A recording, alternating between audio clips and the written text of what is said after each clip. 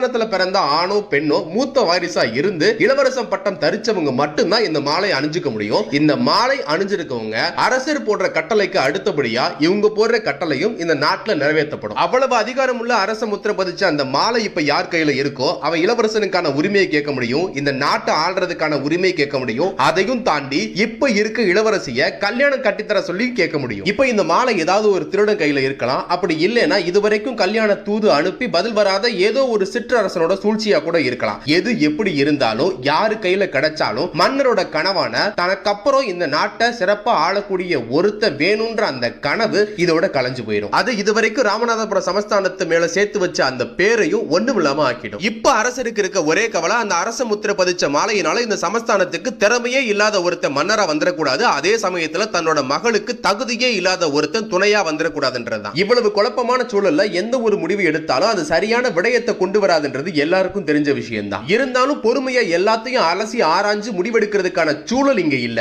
அதனால யாருக்கு என்னென்ன யோசனை தோணுனாலும் அதை அப்படியே செயல்படுத்துறதுக்கான முடிவு எடுக்க ஆரம்பிக்கிறாங்க. அதுல முதல் யோசனையா அரண்மனையை விட்டு யாரும் வெளியே போகாதபடியும் வெளியில இருந்து யாரும் உள்ள வராதபடியும் அரண்மனை கோட்டவாசலா அடைக்கிறாங்க. இந்த பக்கம் இளவரசி தொடங்கி காவலாளி ஏவலாளி வரைக்கும் அந்த நகையை பத்தின விசாரணை நடந்துகிட்டு இருக்கு. அந்த பக்கம் அந்த புறத்துல இருந்து அரண்மனை தோட்டம் வரைக்கும் எல்லாமே சல்லடை போட்டு நகையை தேடிக்கிட்டு இருக்காங்க. எவ்வளவு விசாரிச்சாலும் தேடினாலும் நகையை பத்தின தகவலும் கிடைக்கல, நகையும் கிடைக்கல. இது இந்த குழப்பமான சூழலை இன்னும்